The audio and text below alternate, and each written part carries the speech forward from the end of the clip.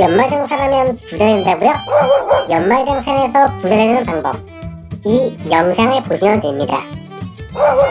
예, 연말정산에 대해서 지금 9편에 가까이 거의 시리즈를 연재해놨습니다. 연말정산 마무리 잘 지으셨습니까? 지금 거의 대부분 국민들께서 이제 하고 있을 텐데, 연말정산 지금 1편부터 9편까지 이제 숨가쁘게 달려왔었고, 좀 나중에도 좀 대세김질 지금 다시 한번 보기 위해서 요약편을 한번 준비해봤습니다. 좀 빠르게 한번 진행을 해볼 테니 복습한다는 셈 치고 또 놓친 거 있나 한번 살펴보면서 다시 한번 이 영상을 주목해 주시기 바랍니다. 자, 연말정산 하면 부자 된다 1편에서 다뤘던 건 연말정산 준비 꿀팁이었죠. 여기서 연말정산의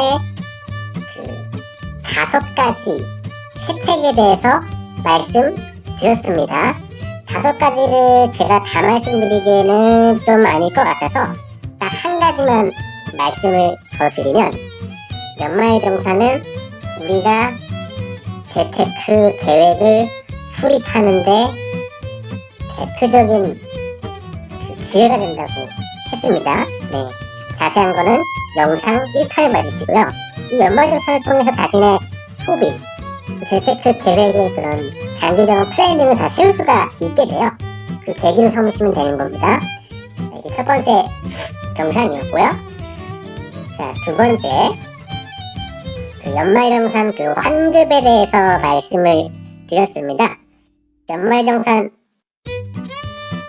환급을 받기 위해서는 우리가 연말정산을 봐드릴 때 심플한 관점을 가지면 되는데, 여러가지 변수들이 연말정산할 때 있는 것처럼 보이지만, 우리가 신경 써야 될 거는 연말정산 플로우 중에서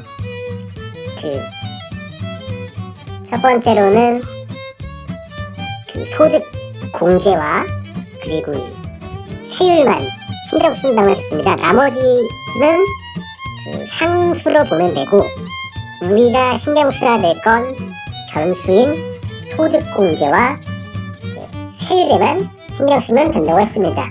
이런 가정을 가지고 계속 이 시리즈를 전개해 왔었죠. 네. 세 번째 편, 연말정산 소득공제 편에서는, 그렇다면 우리가 소득공제를 많이 받으려면 어떻게 해야 될까에 대해서 말씀을 드렸습니다. 자, 이제 소득공제 보시면, 소득공제 항목들이 이제 보이시죠? 항목들이 보이는데, 대표적인 소득공제 항목으로는 신용카드 항목을 볼 수가 있는데, 신용카드 같은 경우에는 300만원 정도 제한이 걸립니다. 그렇기 때문에 우리가 신경 써야 될 거는 인적공제라고 말씀을 드렸습니다. 네, 그렇게 좀 관점을 가지시면 되고요. 계속 이어서 연말정산 네 번째 맞벌이 부편 꿀팁이죠. 여기서는 약간 달라지는데, 우리가 연말정산할 때 신경 써야 될 변수 소득공제와 세율 중에서 세율이라고 했습니다. 우리가 맞벌이 부부 연봉을 한 4,5천만원 3가지 케이스로 나눴죠. 한 명은 좀 연봉이 많고 한 명은 보통인 경우, 그리고 다른 경우에는 둘 다 보통인 경우, 아니면 다른 경우는 둘 다 많은 경우. 둘 다 많은 경우는 이 영상을 아마도 안 보시고 세무사를 통해서 이제 재테크를 하고 계실 거니까 문해로 하고, 그리고 두 분 다 소득이 높지 않은 경우에는 어차피 따로 하나, 부부 합산해서 하나, 부부 따로 하나, 과세 표준, 그러니까 세율 자체가 높지 않을 거기 때문에 그것도 논외로 하고, 우리가 봤던 거는 한 명은 높고 한 명은 낮은 경우였습니다. 이때 한 명의 소득이 상대적으로 낮은 배우자의 지출을 소득이 높은 쪽으로 몰아서 여기 보시면은 세율이 24% 구간에 해당되는 그 배우자라고 했죠. 그분의 그 과세 표준을 낮춰서 24%를 15%를 낮춰서 세금을 획기적으로 줄이는 것, 그것을 제안드렸습니다. 그걸 지금 4편 맞벌이 부부 꿀팁편에서 봤고요. 이제 5편이었나요?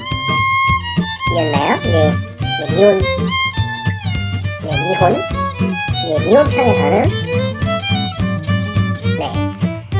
미혼 편에서는 그 결혼을 아예 안 하신 분들, 약간 뭐 신입사원이나 아직은 상당히 좀 젊은 분들 이제 상대로 한 건데, 여기서는 주로 이제 인적공제 쪽에 신경을 많이, 소득이 이렇게 높지는 않을 거니까 소득 4천만 원 이하로 가정을 하고, 그 소득공제 중에서 인적공제에 신경을 써서 그 소득이 없는 아버지, 어머니 또는 할아버지, 할머니 이렇게 부모, 조부모를 이렇게 인적공제에 넣어가지고 마찬가지로 요 세율을 15%에서 6%까지 좀 낮추는 방향을 한번 생각해보라고 말씀을 드렸고, 다음은 뭐 거의 끝판왕이죠.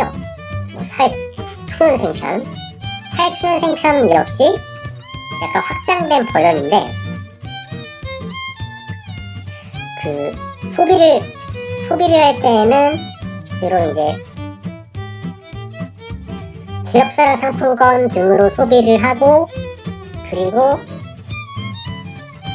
여러가지 재테크 상품에 가입을 하고 뭐 그런 식으로 진행을 하라고 말씀을 드렸고, 사회초년생이랑 그리고 다음 편인 그 6편이었나요? 이 연말정산 두 가지만 하면 200만원 환급, 이거랑 어느 정도는 좀 섞여 있습니다. 연말정산 두 가지만 하면 200만원 바로 환급은, 이거는 정말 아무것도 모를 때 그냥 진행하는 거로 보시면 됩니다.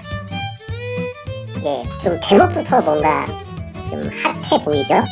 정말 아무것도 모를 경우에는 무조건 이 상품을 주십시오. 첫 번째, 주택 마련 저축 조건이 있습니다. 총 급여 7천만원 이하인 무주택 세대주의죠. 7천만원 이하니까 당연히 해당이 될 테고, 아직 그 신입사원이니까 웬만해서는 집이 없겠죠. 그러면 주택마련 저축을 가입을 하고, 그리고 연금저축, 개인형 IRP, 개인형 신용금을 가입을 하는 겁니다. 900만원까지 가입을 할 수가 있어요. 그러면 세액공제를 반영해서 900만원 나입 시에는 환급세액이 약 150만원 받게 되죠. 그리고 주택마련 저축인 경우에도 약 90만원 있나요? 그 정도 받아서 합치면은 약 200만원 정도를 받게 됩니다. 이거는 세액공제에서 빠지는 것이기 때문에 그냥 200만원을 생으로 돌려받는다고 생각하시면 돼요. 이게 이제 좀 아무것도 모를 때 정말 할 수 있는 연말정산 방법이었고, 다음 편에서는 약간 반대되는 이야기입니다. 연말정산 추가 납부해야 부자 된다. 좀 어려운 얘기죠. 돈을 더 내야 부자가 된다고 라는 건데, 이거는 어떤 말이냐면은, 제가 계속 말씀드렸던 게 연말정산에서 연말정산 플로우에서 변수인 소득공제와 지금 세율 두 개를 보면 된다고 했는데, 추가 납부를 하시는 분들은 거의 보면은 소득이 높은 분들이에요. 그러니까 통계를 보면 상위 10%의 소득을 얻는 분들께서는 3분의 1 정도가 돈을 추가로 낸다고 이렇게 나와 있습니다. 그렇죠? 근데 그분들이 돈을 300만원, 500만원 더 낸다고 해서 뭐 매우 아쉬워한다거나 그러지는 않을 거예요. 왜냐면은 벌이 자체가 많기 때문에요. 이게 어떤 뜻이냐면은, 우리가 궁극적으로 해야 될 거는 처음에는 연말정산에서 50만원 돌려받고 100만원 돌려받고 이렇게 할 수가 있겠지만, 궁극적으로는 우리가 하려고 하는 게 뭐죠? 소득을 놓고 자산을 축적하려고 하는 거죠.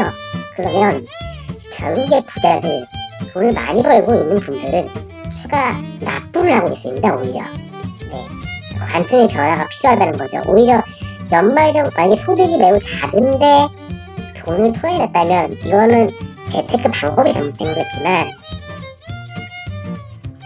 자신이 연말정산할 때 주위 사람들은 얼마 환급받았어 얘기할 때 자신은 얼마를 냈다고 말도 안 하겠지만 자신은 세금을 오히려 더 추가 납부를 하게 된다면, 이 경우는 상대적으로 자신은 이제 부유층 또는 이제 부자라는 말씀입니다. 그 관점의 변화가 필요한 거고, 여기 보고 계신 분들도 언젠가는 꼭 추가 납부를 해놨으면 좋겠습니다.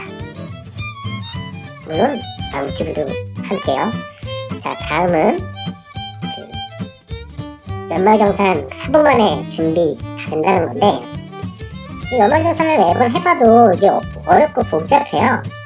근데 그냥 크게 이 두 가지만 기억하십니다. 연말정산 방법도 계속 진화를 하고 있어요. 자, 그래서 국세청 연말정산 간소화 서비스에 들어가서, 무슨 원활이라고 뜰 겁니다. 거기 가서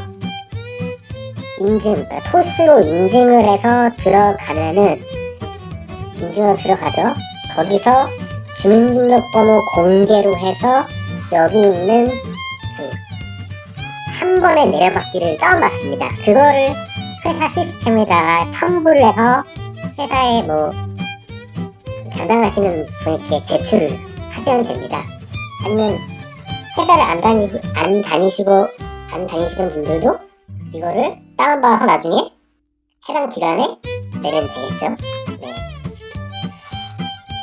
지금 연말정산에 대해서 지금 총 9편을 다뤘었고, 지금 연말정산에 대해서는 꽤 장기간에 걸쳐서 말씀을 드렸는데, 보시는 분들 연말정산을 통해서 느끼는 바가 있기를 좀 바라며, 연말정산을 통해서 모두들 부자가 되셨으면 합니다. 여러분, 연말정산으로 부자 된다고요? 그렇다면은 이제 망튜브 구독 해주실 거죠?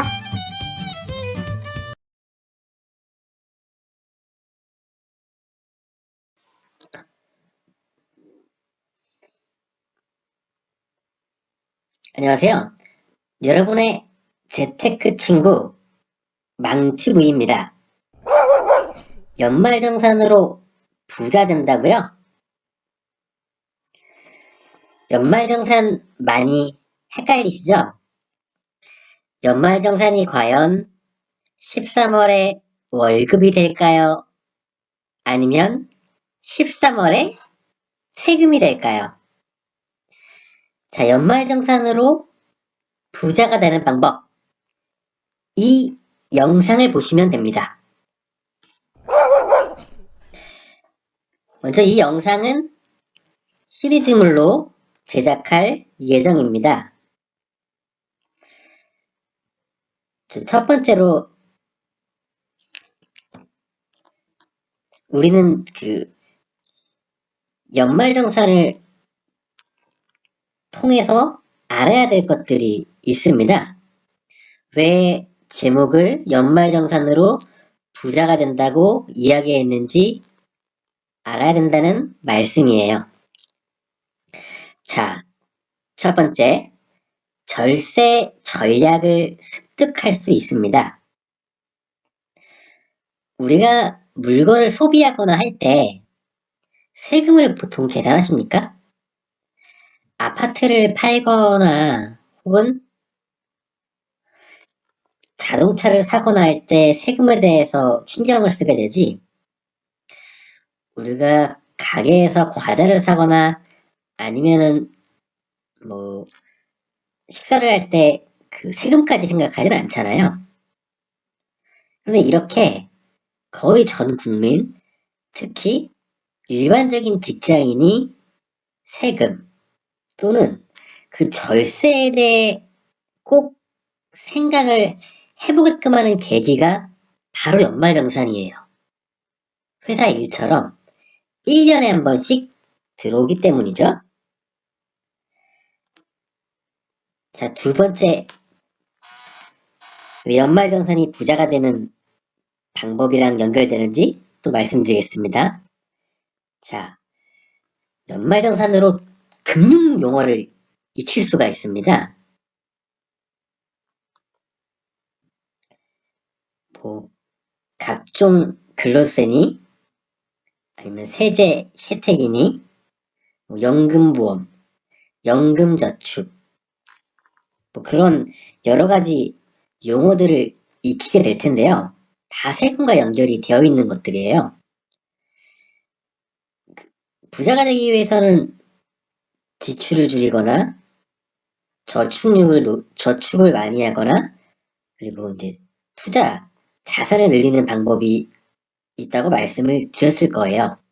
그런데 거기에 그 지출을 줄이는 방법에는 자신이 돈을 적게 쓰는 방법도 있지만 그 국가에 내는 세금을 줄이는 방법도 있습니다. 이건 절세이기 때문에 전혀 법을 위반하는 것이 아닙니다.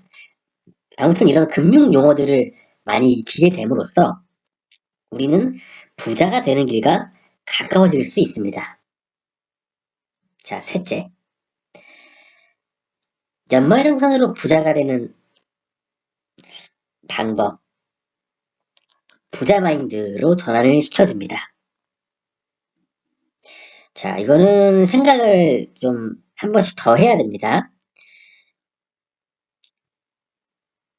우리가 월급 내지는 그 연말정산이 그 세율이 자신의 그 소득 기반으로 책정이 되게 됩니다.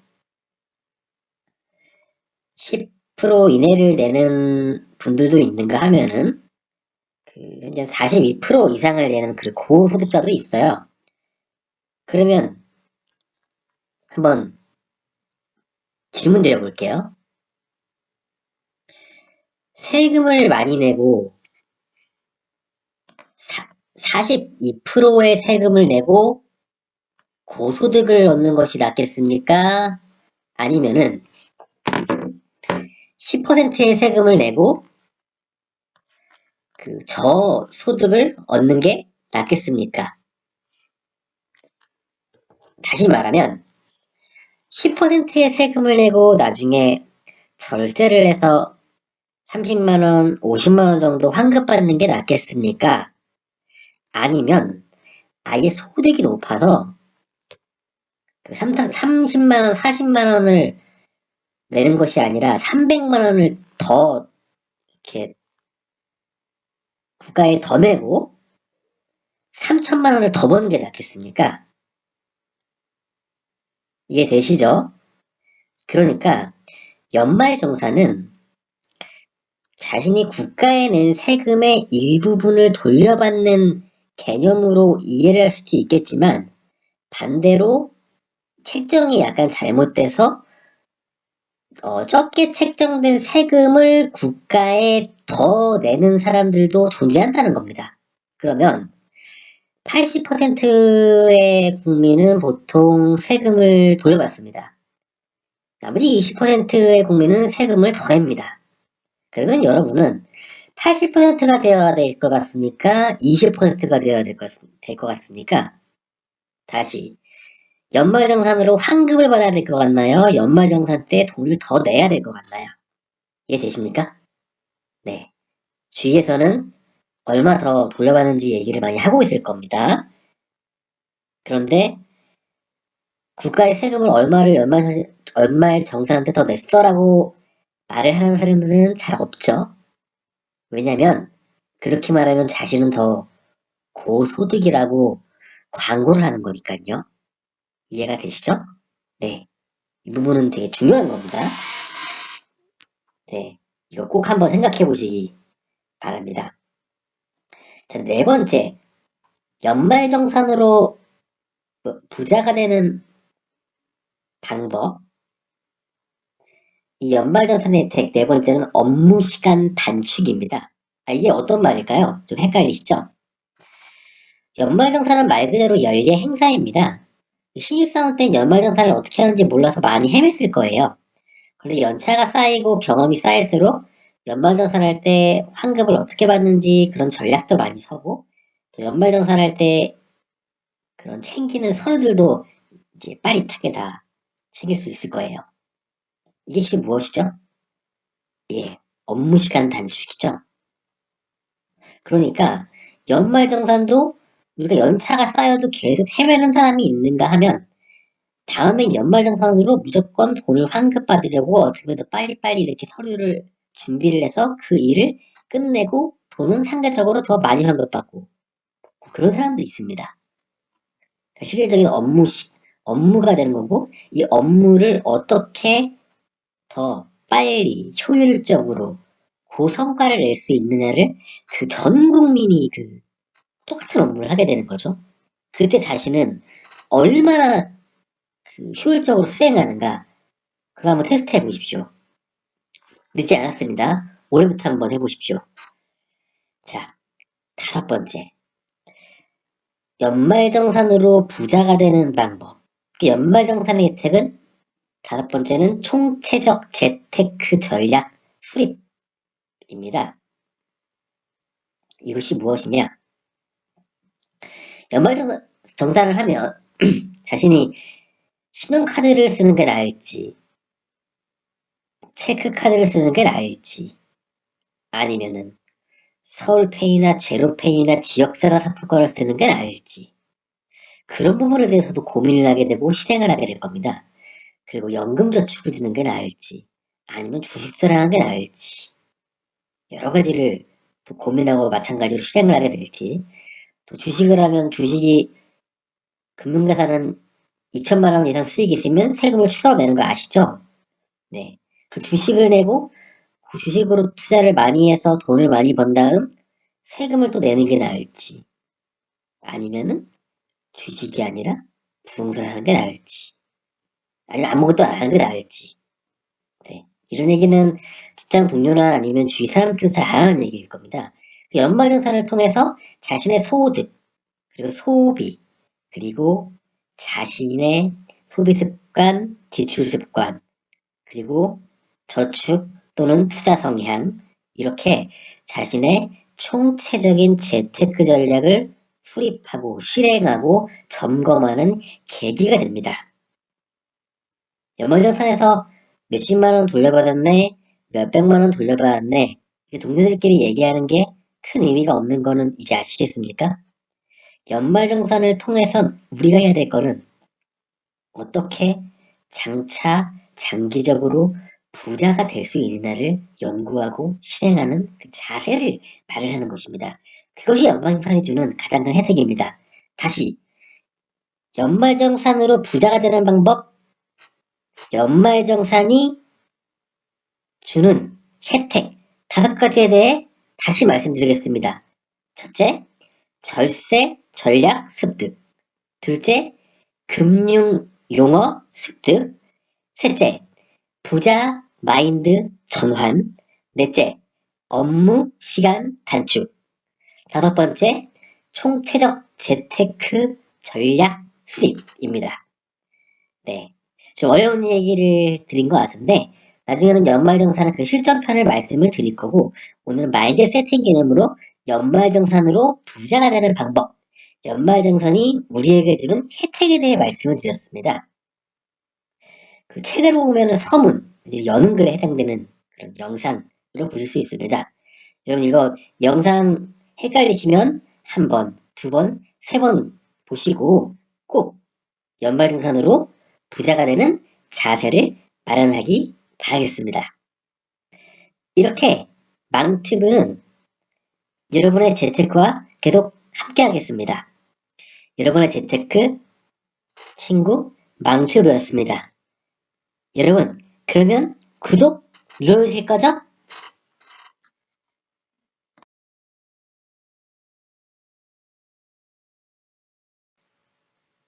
안녕하세요. 여러분의 재테크 친구 망튜브입니다. 연말정산하면 부자가 된다고요? 자, 연말정산에 대해서 어떻게 받아들이고 계신가요? 13월에 월급 아니면 13월에 추가 세금? 연말정산으로 부자가 되는 방법. 이 영상을 보시면 됩니다. 오늘은 연말정산에 대해서 다뤄볼게요. 지난번에는 연말정산이 주는 혜택 또는 연말정산으로 어떻게 부자의 자세를 가질 수가 있는지에 대해 알아봤습니다. 5가지 혜택을 준다고 말씀을 드렸습니다. 영상이 궁금하시다면 지난번 영상을 보시면 됩니다. 네, 이번에는 좀 실전편으로 연말정산의 비밀, 그리고 연말정산에 대해서 꼭 숙지해야 될 사항을 알아보고 가겠습니다. 연말정산을 보면 연말정산 플로우를 간단히 말씀드리면 총 급여액에서 소득 공제를 빼서 과세표준이 나오고 그 과세표준에서 세율을 곱해 산출세액이 나옵니다. 그럼 그 산출세액에서 세액 공제를 하면 결정세액이 나오죠. 그래서 결정세액이 우리가 1년 동안 납부했던 세금보다 높으면 환급을 결정세액이 우리가 기납입세액보다 더 높으면 추가징수에 들어가는 거고, 결정세액의 기납세액보다 작다면 환급을 받는 게 되는 거겠죠. 그 환급을 받는 경우를 13월의 월급이라고 하는데, 정말 연봉 5천만 원 정도 기준으로 300만 원 정도를 환급받았던 사례를 본 적이 있습니다. 예, 그건 좀 약간 특이한 경우긴 한데, 그래서 좀 유심히 봐야 될 게, 자, 우리가 회사 생활을 하거나 하면 바꿀 수 있는 것과 바꿀 수 없는 것이 있을 겁니다. 상수와 변수라고 하죠. 여기서 이 많은 내역 중에 상수가 무엇이고 변수가 무엇일까요? 그거에 상수인가요? 변수인가요? 네, 상수죠. 네, 올해 5천만 원 받았는데 그거를 제가 회사에 이야기해서 연말정산 받으니까 서류상으로 3천만 원으로 해달라고 말할 수는 없는 거죠. 그렇죠? 네, 근로소득 공제는 일정 금액 몇백만 원 정도 공제가 되는 것이 있고요. 당연히 빼면은 총 급여액에서 근로소득 공제를 빼면 근로소득 금액이 되는데 당연히 상수겠죠. 자, 다음은 소득공제. 이 소득공제는 종류가 많습니다. 인적공제, 특별소득공제, 신용카드 소득공제를 비롯한 그 밖의 소득공제 등이 있는데, 이게 상수인가요? 변수인가요? 메인 변수겠죠.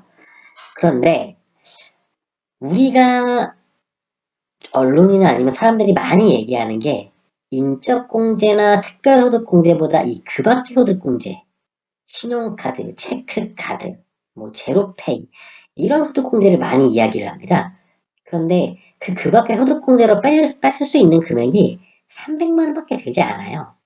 300만 원인데 300만 원을 뺀다고 해서 그게 그대로 돌려받는 것이 아닙니다. 따라서 생각을 좀 달리 하셔야 되는 건데, 우리는 그 밖의 소득공제가 아니라 다른 부분, 인적공제 또는 특별소득공제 이런 부분에 눈을 돌려야 한다는 겁니다. 우리가 힘을 쓸 수 있는 건 상수가 아닌 변수 기준의 소득공제니까요. 자, 과세표준은 근로소득 금액에서 소득공제를 뺐습니다. 과세표준 바꿀 수 있습니까? 못 바꾸죠? 국세청에 저 세금 내기 싫으니까 과세표준 좀 내려주세요라고 할 수 있습니까? 못하죠? 네. 아니면 나는 애국자여서 과세표준을 올려달라고 할 수 있습니까? 그것도 안 됩니다. 왜냐면 우리 신용카드 내역, 소득공제는 다 그게 국세청에 다 내역이 자동으로 들어가기 때문입니다. 네, 그러면 과세표준이 정해지면 그 과세에 따라서 세율이 정해집니다. 세율이 정해지는데 세율 한번 보실게요. 소득 구간이 1,400만 원일 때는 6%고 소득 구간이 5천만 원 초과해서 8,800만 원 이하일 경우에는 24%죠. 3억 원 초과할 때는 40%, 10억 원 초과할 때는 45%. 누진적이죠? 네. 그러면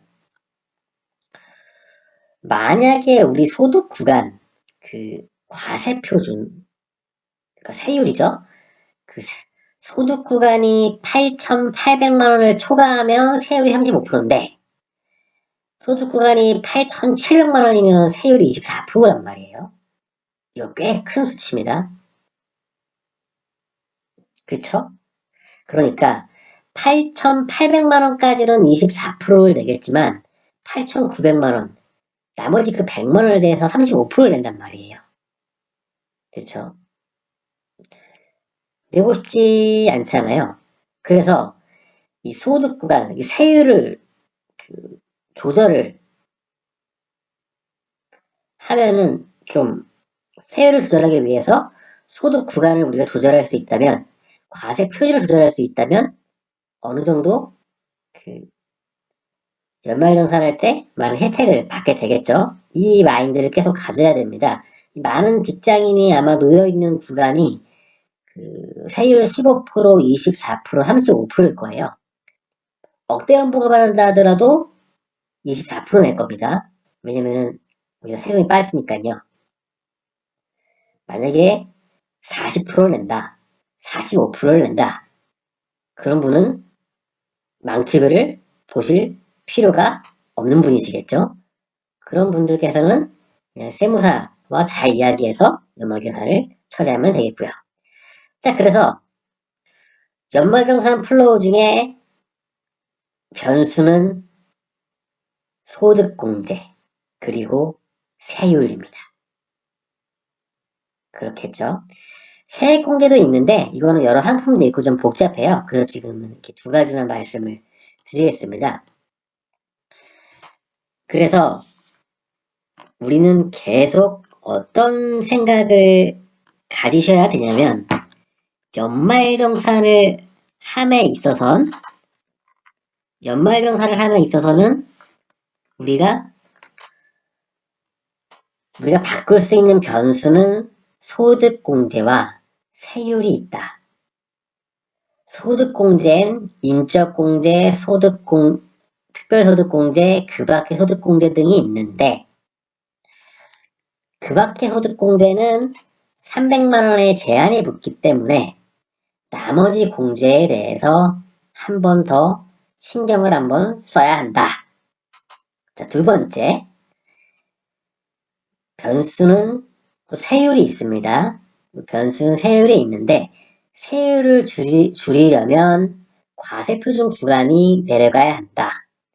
과세표준 구간은 간발의 차이로 소득에 따라서 달라지게 된다.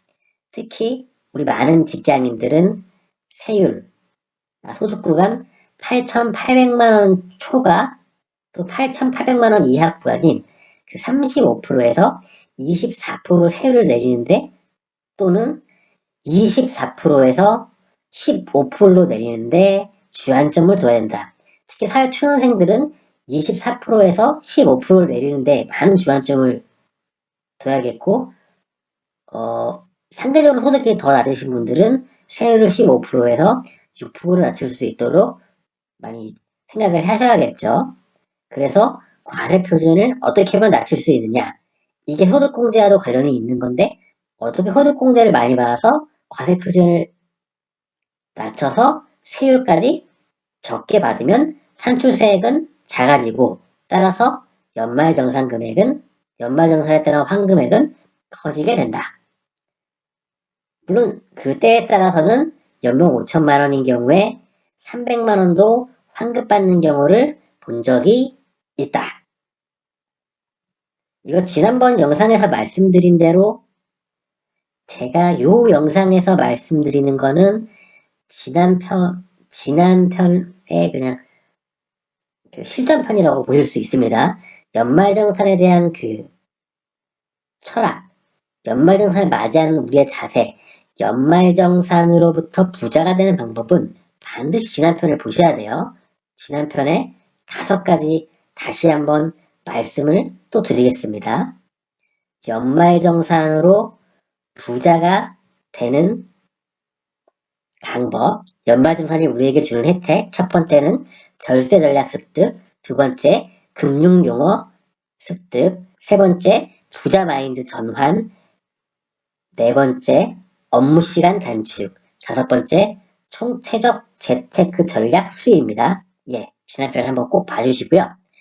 그래서 오늘은 이렇게 실질적으로 연말정산을 할 때 우리가 힘쓸 수 있는 부분, 그러니까 변수인 부분, 우리가 연말정산을 할 때 환급을 받을 수 있는 방법에 대해서 알아보았습니다. 많은 언론이나 이제 다른 곳들의 매체에서는 어떤 상품으로 절세를 할 수 있고 이런 것을 얘기하잖아요. 근데 그게 변수가 상당히 많습니다. 저는 지금 일반적인 부분을 얘기했고, 이 아까 말씀드린 대로 소득공제와 세율을 조절하는 쪽에 계속 신경을 써서 연말정산 그 플로우를 관리를 하시면 된다. 네, 영상 여기까지 들어서 감사합니다. 여기까지 들어주신 분들은 반드시 예전보다 연말정산 환급을 많이 받으실 분들이십니다. 이렇게 재테크는 망튜브와 함께 하겠습니다. 여러분, 그러면 구독 눌러주실 거죠?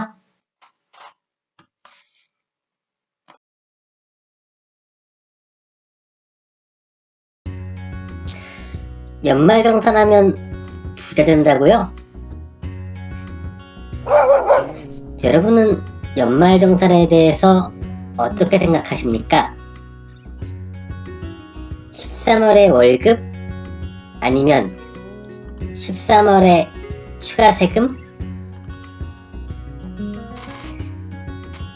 이 영상을 보시면 누구나 연말정산으로 부자가 되는 방법을 알 수 있습니다.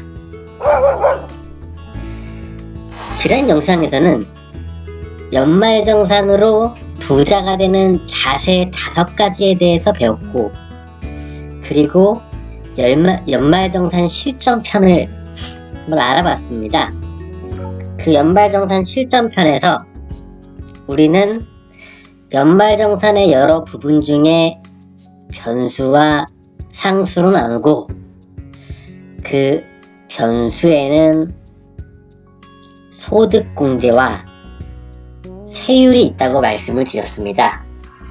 세율을 줄이기 위해서는 과세표준이 줄어야 되고, 과세표준이 줄이기 위해서는 소득공제가 높아야겠죠? 그런데 그 소득공제 중에서 신용카드 등이 들어가는 기타 공제 말고, 저는 여기서는 다른 공제에 대해서 말씀을 드릴 겁니다. 자, 오늘은 2가지를 말씀드릴 거예요. 소득공제 중에 인적공제 부분에 대해서 강조를 드리고, 두 번째로는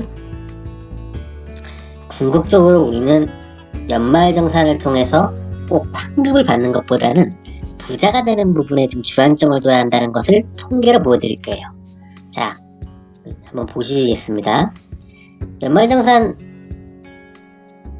플로우에 이어서 그 연말정산 추가 공제를 지금 보시겠습니다. 공제를 보시면 설문조사가 나와 있죠. 많은 사람들이 신용카드 공제 상한 연장에 대해서 이렇게 환영을 하고 있어요. 그쵸?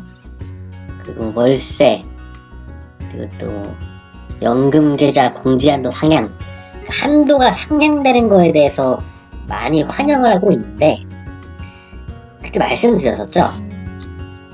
어쨌거나 이 기타공제 같은 경우에는 한도가 300만원입니다. 300만원 넘어가면은 더 이상 안 돼요. 신용카드 아무리 쓴다 하더라도 소득공제 300만원밖에 안 됩니다. 그래서 지금 우리가 신경을 써야 될 거는 뭐냐면 바로 이 이제 인적 공제입니다. 네, 인적 공제를 보시면 그 기본 공제로는 본인 배우자 직계 존속, 직계 비속, 장애인 직계 비속의 배우자, 형제 자매가 있고, 추가 공제로 또 장애인, 경로우대, 불효자, 한부모가 있어요. 자, 기본 공제는 본인 얼마 되는지 아십니까? 네, 한 명당 150만원이죠. 배우자 결혼해야 되죠. 결혼을 했는데 둘 다 소득이 높다면 한 명 한 명씩 대개 연말정산을 따로 하는 게 좀 낫습니다. 그리고 지출은 소득이 좀 많은 배우자한테 모는 게 낫죠. 그 이유는 왠지 아십니까? 네, 바로 세율을 조절할 수 있기 때문입니다. 과세표준을 한 구간 줄여서. 이거 이해 안 되시는 분들은 지난 편 보고 오셔야 됩니다. 네, 그냥 넘어가지 마시고 꼭 보고 오시면 이해도가 한껏 높아질 수 있습니다. 자, 부양가족 중에 직계존속 어머니 아버지 같이 살고 계시다면 신청하시면 되죠. 그런데 주거 형편상 별거가 허용되는 경우도 있어요. 이거는 좀 케이스 바이 케이스입니다. 이게 애매한 경우에는 법적으로 문제가 될 소지가 있어서 회사에서도 좀 조사하는 경우가 있으니까 가급적이면 이제 동거하는 경우에 신청하는 게 낫고, 특히 비속은 자녀가 있다면 소득이 없을 테니까 20세 이하는 소득이 없기 때문에 신청하시면 되고, 역시 인적공제 한 명당 150만원이죠. 형제 자매 이것도 역시 주민으로 등록가 되어 있어야 되는데, 그 형제 자매가 주로 20살이 안 되는 경우에는 같이 사는 경우가 많지 않기 때문에 뭐 이렇게 이 경우가 많이 해당되진 않겠죠. 그 생각해야 될 게, 그래서 이제 직계 존속 가령 어머님 아버님의 경우가 그 형제자매가 아무도 챙기질 않아가지고 누구에게도, 어떤 형제자매에게도 직계존속으로 포함되지 않는 경우가 있습니다. 가족끼리 회의를 하든가 해서 소득이 없는 부모님을 누구의 그 인적공제로 할지 이걸 정리를 하셔야 됩니다. 추가공제 말씀드릴게요. 장애인공제, 경로우대, 부녀자, 한부모가 있는데, 부녀자 한부모는 좀 특이한 경우고, 기본공제 중에 장애인이 있다면 한 명당 200만원씩 추가공제가 됩니다. 그리고 이제 기본공제 대상자 중에 70세가 넘어가면 한 명당 100만원이 되겠죠. 이거는 뭐 잘 챙기실 것 같고요. 그래서 지금 여기서 신경을 써야 될 게 뭐냐면, 직계 존속 부분 어떻게 챙겨야 될지랑 장애인, 경로우대 이 부분에 대해 좀 주안점을 두시면 되고요. 그리고 간혹가다 형제자매랑 동거하는 경우가 있는데, 이 경우에도 일시 퇴거가 허용되기 때문에, 당장 주민등록등본에 없다 하더라도 일시 퇴거 허용되기 때문에 이거를 한번 확인하셔가지고 잘 챙기시면 됩니다. 인적공제를 계속 제가 말씀드리는 이유는 한 명당 150만원이기 때문에요. 공제액이요. 아까 신용카드 등 그 기타 소득공제가 아무리 많이 쓴다 하더라도 300만원밖에 안 된다고 말씀드렸잖아요. 근데 이거는 한 명당 150만원이에요. 그러니까 인적공제를 꼭 챙기셔야 됩니다. 네, 인적공제는 이 정도로 말씀을 드리고, 연말정산 좀 원론적인 부분인데, 두 번째로 연말정산으로 환급을 받는 게 좋은 건지 아니면 돈을 내는 게 좋은 건지에 대해서 한번 통계를 한번 확인을 해볼게요. 어떤 한 해에 그런 근로소득 연말정산 결과인데요. 보시면은 근로자들은 1인당 돌려받은 세금이 55만원이고,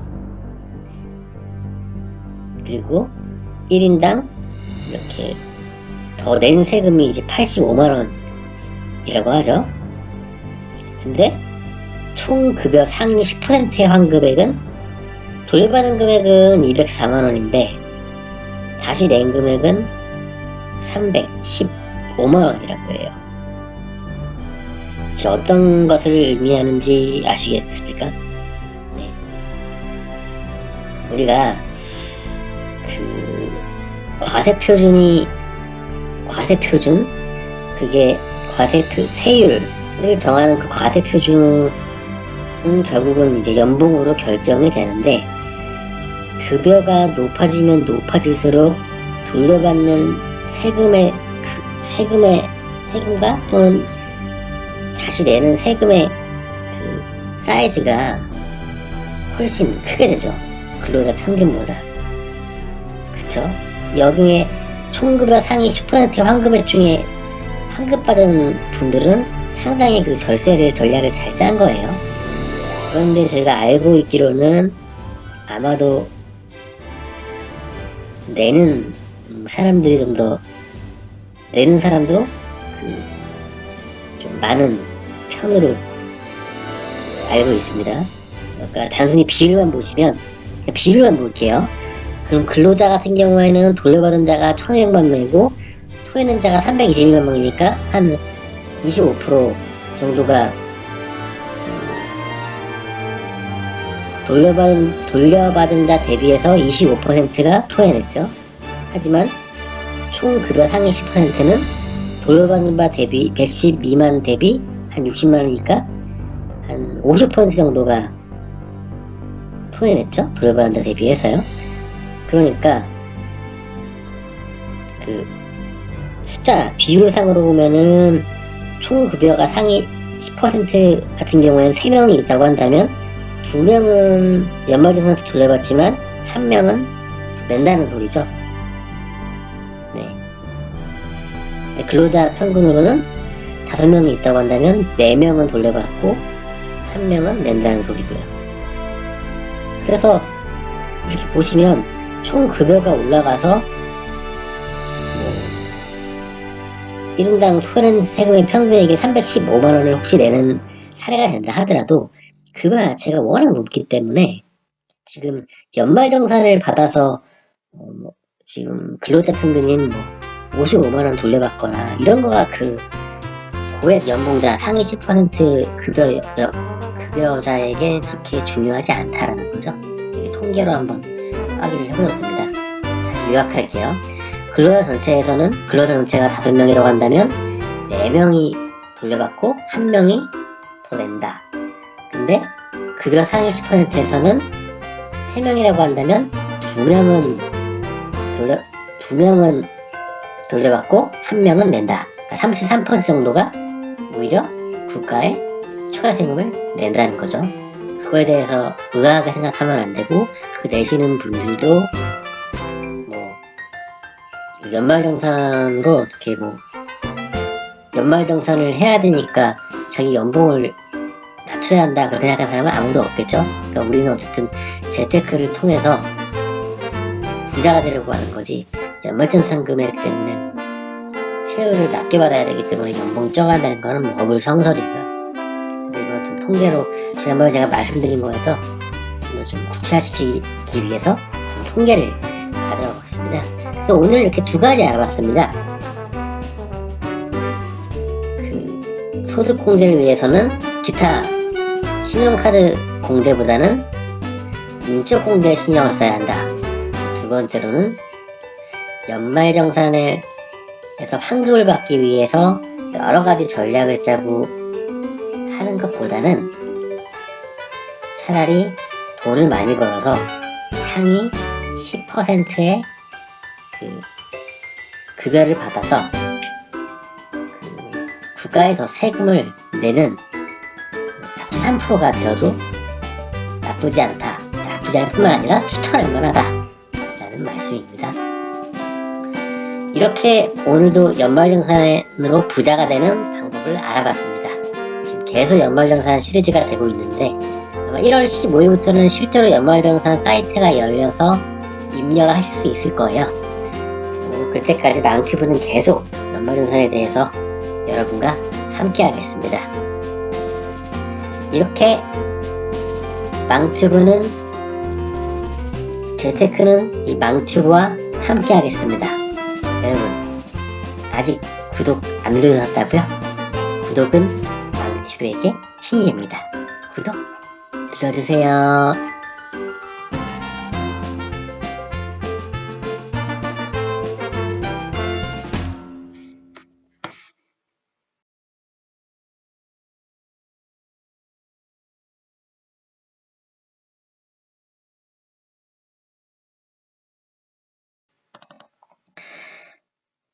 안녕하세요. 여러분의 재테크 친구 망튜브입니다. 연말 정산하면 부자 된다고요? 연말 정산에 대해서 어떻게 생각하시나요? 13월에 월급? 아니면 13월에 추가 세금? 연말 정산으로 부자가 되는 방법. 이 영상을 보시면 됩니다. 네, 오늘은 연말정산 시리즈를 이어나가 보겠습니다. 오늘은 연말정산 맞벌이 부편을 간략히 말씀을 드리겠습니다. 맞벌이 할 때 2명 각각 따로 연말정산 받는 게 나을지, 아니면 합산으로 1명에다가 연말정산을 물어둘지 많이 좀 헷갈리시죠? 아예 이 영상에서는 정리를 해드리겠습니다. 말씀드리기에 앞서 이 연말정산 시리즈는 좀 앞선 영상들을 보셔야 좀 이해가 되고 사고의 흐름이 이어지는 것들이 좀 많아요. 그래서 앞선 영상들을 하나씩 좀 간단하게 다시 한번 말씀을 드릴게요. 연말정산으로 부자된다 첫 번째 편에서는 연말정산 플로우를 설명을 드리면서 연말정산으로 부자가 되는 자세 5가지를 함양할 수 있다고 말씀드렸습니다. 이 영상은 연말정산에 관심이 있으면 꼭 보셔야 돼요. 그리고 연말정산에 대해서 봐드린 자세를 아예 바꿀 수 있는 부분이거든요. 이 영상을 이해하신다면 2편으로 넘어져도 됩니다. 2편에서는 연말정산을 받아들일 때 어떻게 우리가 환급을 받을 수 있는지, 그 환급을 받는 기초 팁에 대해서 말씀을 드렸습니다. 변수와 상수로 연말정산 여러 요소들을 나눠서 우리는 상수 이외의 변수인 세율과 소득공제를 건드려야 한다고 말씀을 드렸죠. 그리고 구체화시켜서 연말정산으로 부자가 된다 3편에서는 소득공제 중에서도 신용카드 공제 등이 포함된 기타 공제가 아니라 인적공제에 대해서 꼭 신경을 써야 한다고 말씀을 드렸습니다. 자, 연말정산 4편 맞벌이 부부 편입니다. 거의 요즘은 남성, 여성이 이제 가사도 같이 하고 이제 일도 같이 하고 있습니다. 그 추세가 더 확대되리라 보는데, 그러면 거의 연말정산을 할 때 맞벌이 부부는 같이 해야 될지 아니면 따로 하는 게 나을지 궁금하실 거예요. 이거를 그냥 간단히 딱 정리를 해드리겠습니다. 지금 제가 말씀드리는 것도 결국에는 1편, 2편, 3편을 들어야 이해가 한 번에 되는 거기 때문에 다시 강조드립니다. 1, 2편 아니면은 지금 급하시다면 3편이라도 2편이라도 한번 보시고 오시면 좋아요. 자, 2편에서 뭐라고 말씀을 드렸죠? 연말정산에서 환급을 받을 때는 세율과 소득공제를 건드려야 한다고 했죠? 자, 지금 맞벌이 부부 편은 지금 이 세율 부분입니다. 딱 정리하면은 지금 소득이 두 분 다 매우 높은 경우, 아니면 소득이 높지는 않은 경우, 아니면 소득이 한 명은 높고 한 명은 낮은 경우, 이렇게 3가지 케이스가 있습니다. 첫 번째로 소득이 둘 다 높다. 둘 다 1억씩 번다고 가정을 해볼게요. 1억씩 번다고 가정을 하면은 지금 이 과세 표준은 아마도 소득 구간 세율 24%를 매기는 이 구간에 과세 표준이 들어가 있을 가망성이 좀 높습니다. 그래서 이 경우에는 아마도 이제 좀 따로따로 하는 게 나을 거예요. 왜냐면 24%에서 세율을 15%로 낮추기는 쉽지 않단 말이에요. 1억씩 받는다고 가정을 한다면 아마도 이제 과세 표준은 한 7천만 원 정도가 되리라 예상을 하는데 그거를 이제 한 명으로 몬다고 해서 15%로 과세 표준을 내리기는 좀 쉽지는 않고요. 두 번째로는 한 명은 높고 한 명이 낮은 경우, 이것이 매우 중요합니다. 만약에 한 명의 소득이 1억인데 한 명의 소득이 한 4천만 원 정도라고 가정을 해볼게요. 그러면 과세표준으로 치면은 1억을 버시는 분은 아마 세율 구간이 24%에 있을 거고 4천만 원 버시는 분은 15%에 돼 있을 거예요. 이 경우에는 연말정산을 몰아서 지출, 가능하면 카드죠. 카드든 여러 가지 상품이든 아니면 인적공제든 그거를 소득이 높은 편으로 몰아주는 것입니다. 그러면 원래 기존에 한 명은 세율이 15%였고 한 분은 세율이 24%였는데 그 세율 24%였는데 그 세율을 15%로 내릴 수도 있겠죠. 전세 전략을 잘 짠다면. 구체적인 것은 기회가 되면 다시 설명을 드리기로 하고요. 자, 세 번째로는 소득이 다 4천만 원 이하인 경우, 이 경우는 큰 의미가 없습니다. 4천만 원 정도 소득이 있으면은 과세 표준은 한 1,600, 한 1,800 정도가 될 텐데 이 경우에는 한 군데로 몬다 하더라도 큰 차이가 나지 않습니다. 이 경우에는 행정적 편의를 생각을 해서 둘이 따로 통장을 걸게 하든지 아니면은 정말 치열하게 고민을 하고 시뮬레이션 돌려가지고 한 명을 몰든지 하시면 됩니다. 자, 정리하겠습니다. 맞벌이 부부인 경우에는 저희가 신경 써야 될 거는 연말정산에서 변수라고 했죠. 변수에서 이 부분에서 영향을 끼칠 수 있는 것은 세율입니다. 세율인데 일반적인 부부에서 한 명의 소득이 높고 약 1억으로 가정을 하고 한 명 소득이 한 4천만 원인 경우에 1억인 분의 세율을 24%에서 15%로 끌어내리기 위해서 소득이 높은 분 쪽으로 카드 지출이나 아니면 상품 등을 쭉 몰아줘서 그분이 연말정산을 받게 해서 세율을 24에서 15%로 획기적으로 낮춘다. 네. 좀 빨리 달려왔는데, 네. 오늘은 이렇게 맞벌이 부부 편 연말정산 환급을 많이 받는 방법에 대해서 딱 간단히 정리를 해보았습니다. 연말정산 시리즈는 계속 될 겁니다. 1월 15일부터 연말정산 시스템에 아마 입력을 하게 되었을 텐데 계속 이게 연말정산을 이어서 할 거니까 많이 좀 봐주시고요. 이렇게 망트브는 여러분의 재택과 계속 함께 하겠습니다. 여러분 연말정산으로 부자 되실 거죠? 그러면 구독 눌러주시겠습니까?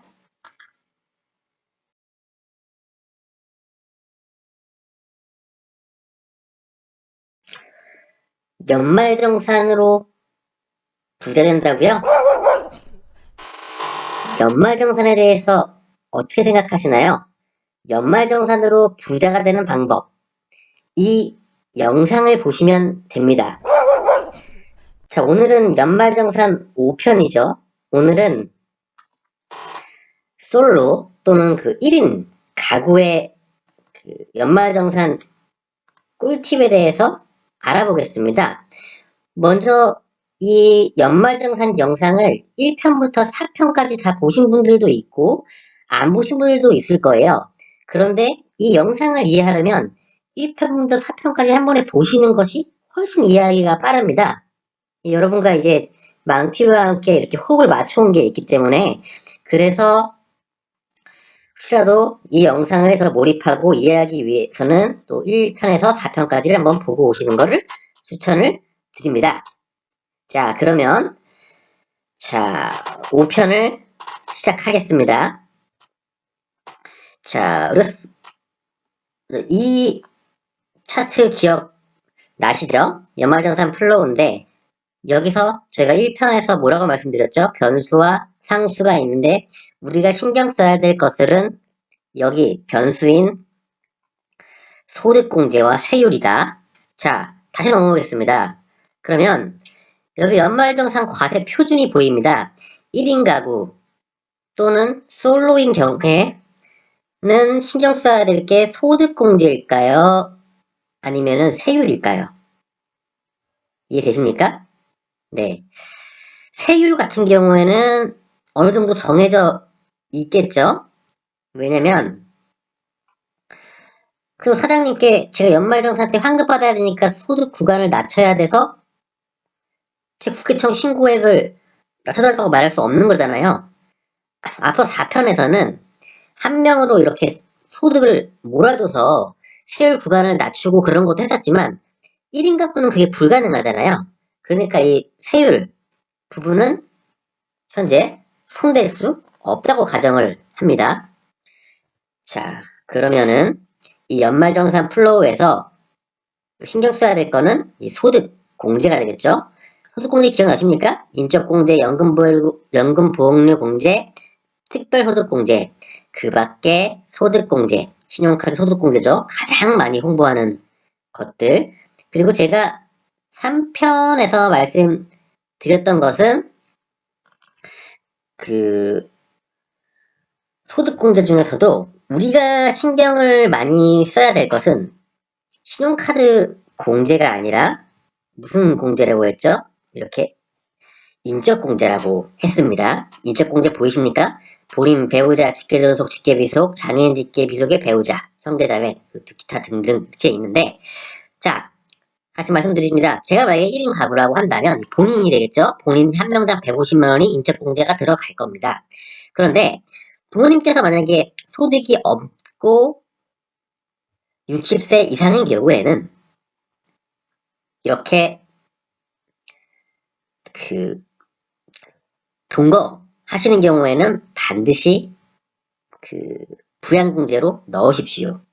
이게 가령 어머니, 아버니께서도 이게 직업이 없는 경우도 있고 직업이 있는 경우도 있는데 그분들이 누락되는 경우들이 가끔 있어요. 그래서 아버지, 어머니가 직장을 다니고 있다면 연말정산 하시는지 보고 만약에 부양가족으로 등록이 안 되어 있다면 자신의 부양가족 공제로 등록을 하셔야 됩니다. 이거 등록하면 회사에서도 확인을 또 해요. 주민등록등본 등을 요구하는 곳들도 있습니다. 예. 그리고 1인 가구 솔로인 경우에는 뭐 20세 이하의 당연히 뭐 매우 특수한 경우를 제외하고는 직계 비속은 없겠죠? 네. 그 형제 자매가 60세 이상은 없어도 20세 이하는 있을 수 있어요. 만약에 직장을 다니고 있는 뭐 30살이라고 한다면은 이를테면 서울에 산다고 가정한다면은 뭐 취업이나 뭐 학교 진학 뭐 그런 것들을 위해서 좀 동거하는 경우가 있을 텐데 이 경우에도 주민등록등본을 활용을 해서 부양가족 공제로 넣을 수가 있습니다. 이런 부분에 대해서는 연말정산에서는 혜택을 보지만 또 다른 부분은 단점도 있어요. 이런 거는 현재 지금 주제가 아니니까 요거는 좀 여기서는 말씀드리지 않기로 하겠습니다. 그리고 추가 공제, 장애인 경로우대 부녀자 한부모 공제 이와 같은 경우에는 뭐 크게 해당 사항은 없을 거고요. 일단 큰 틀은 잡은 것 같고 두 번째로는 이제 제가 잘 말씀드리지 않았던 신용카드 소득공제에 대해서 다시 한번 말씀을 드리겠는데요. 뭐 상당히 카드사에서는 이제 자신의 카드가 연말정산에서 혜택을 많이 본다고서 또 광고도 하고 하는데 저의 경험상 그리고 제 경험상 그리고 여러 가지 그 시나리오를 보면은 요 신용카드 소득 공제보다는 예전에 제로페이 또는 서울페이 또는 지역사랑 상품권 등을 활용하는 것들이 훨씬 낫습니다. 왜냐면은 그 반영률이 다르잖아요. 그 신용카드 같은 경우에는 25%였나요? 네. 그리고 이제 계속 좀 줄어나가는 추세인 거고 그리고 이제 지역산업상품권 같은 경우에는 우리가 구입할 때부터 10% 할인을 받지 않습니까? 그러니까 훨씬 유리합니다. 이 정도만 좀 기억을 하시고 나서 뭐 많아요. 뭐 세액공제도 있고 뭐 다른 신용카드 소득공제를 어떻게 하면 또 가장 잘 활용할 수 있을 그런 방법도 있고 한데 그 월세를 그 월세로 전환해서 그 금액을 어떻게 연말정산에 녹여낼 수 있는 그런 것도 있는데, 그런 세세한 것들은 나중에 기회가 되면 다루기로 하고, 지금 이번 편에서는 한 가지만 말씀을 다시 드리면서 정리를 드릴게요. 네, 정리하겠습니다. 1인 가구, 솔로인 경우에는 우리가 연말정산에서 우리가 손댈 수 있는 변수 중에서는 할 수 있는 게 세율과 소득공제 중에 소득공제를 건드려야 한다. 소득공제 중에서도 그 밖의 소득공제보다 공제폭이 큰 인적공제를 건드려야 한다. 인적공제는 주로 직계 비속이 없으니 직계 존속이 있는데, 직계 존속인 어머님, 아버님이 지금 근무를 하시는 상황을 봐서 그 분들을 이제 인적공제로 포함을 시켜야 한다. 이 정도로만 좀 정리를 하고 계속 이어가겠습니다. 여러분, 이렇게 재테크는 망튜브와 계속 이어서 함께 하겠습니다. 말씀드린 대로 계속 시리즈로 나갈 건데, 뭐 많이 계획을 하고 있습니다. 여러분, 그러면 구독 눌러주실 거죠?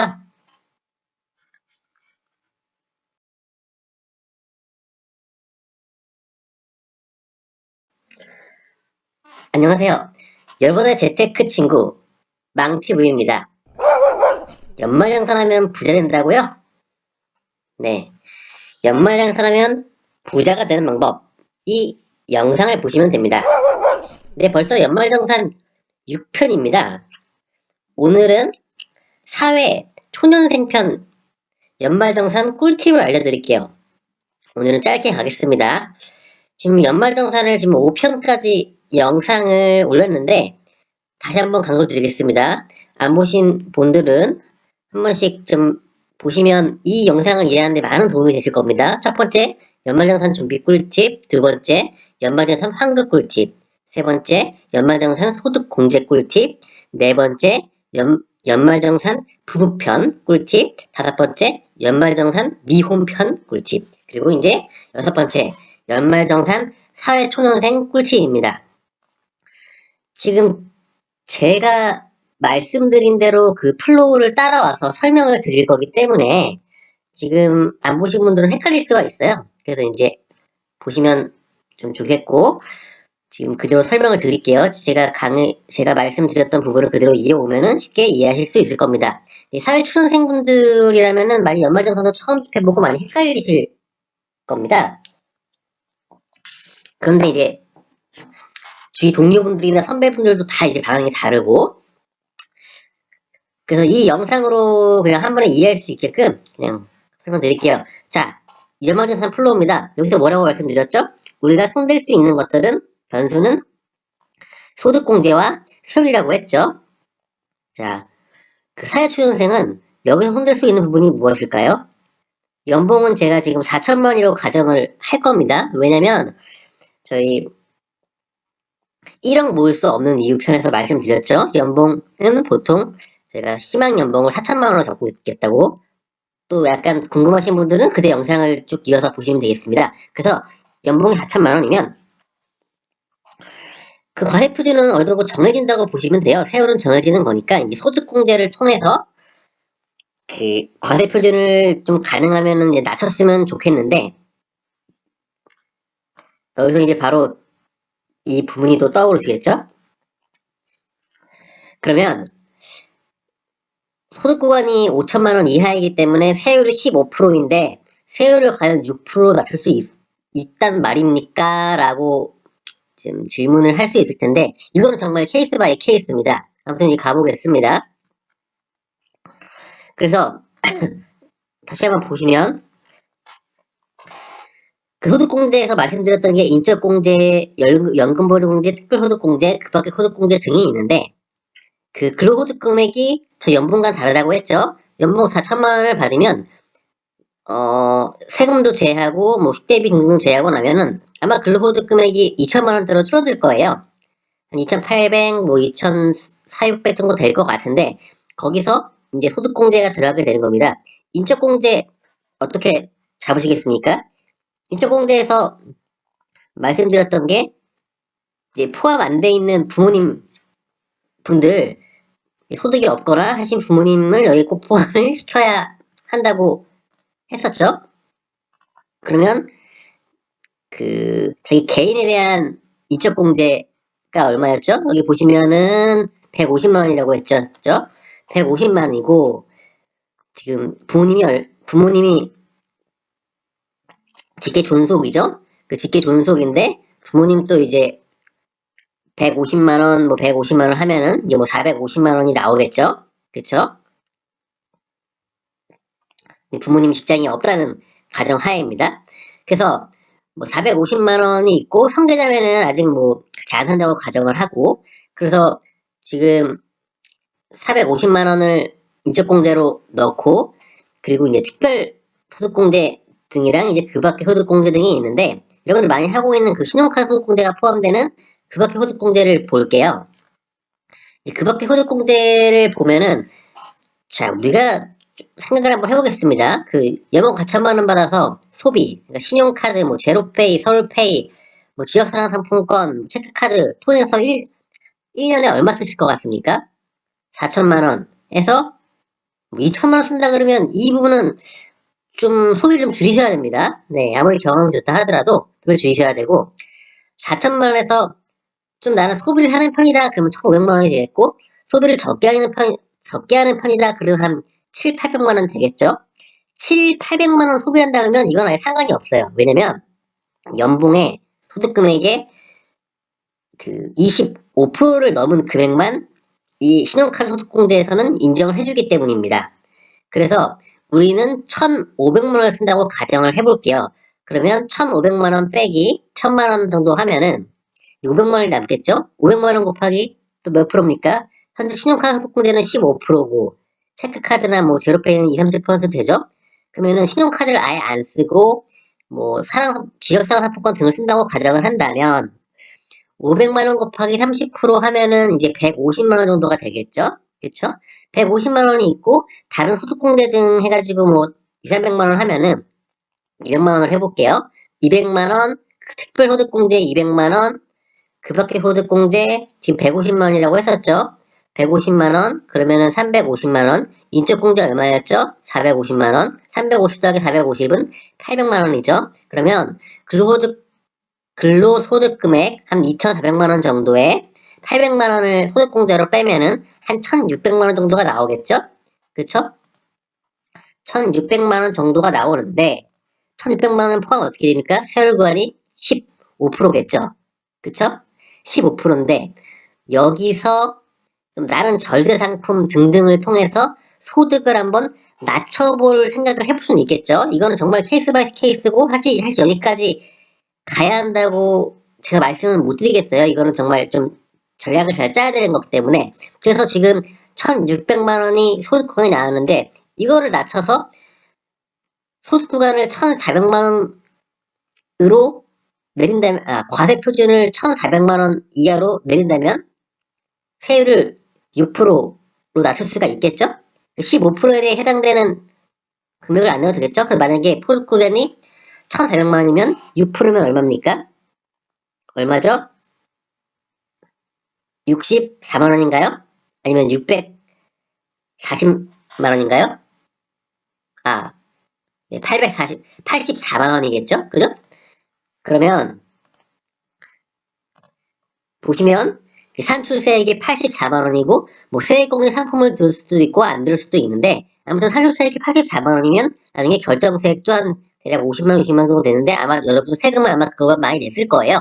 그 환급을 5, 60만 원 이제 받을 수가 있겠죠. 그래서 세금도 적게 냈지만 나중에 환급도 한 5, 60만 원 받을 수 있는 겁니다. 지금 저는 많은 좀 가정을 가지고 나서 신입사원 연봉이 4천만 원이라고 가정을 하고 이분이 어느 정도 소비를 하고 절세 상품을 잘 들었다는 가정하에 진행을 해왔어요.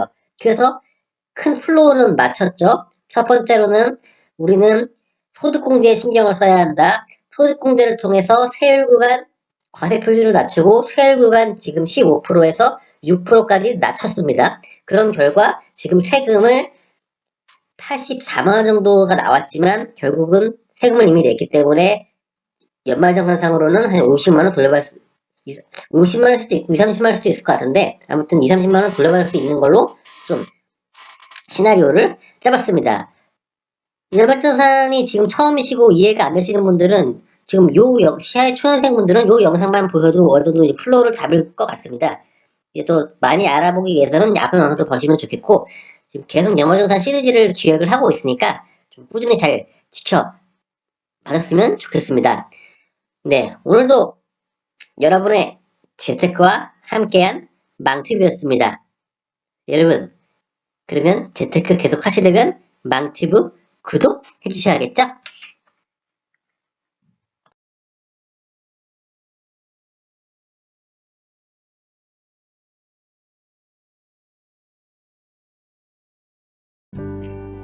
안녕하세요.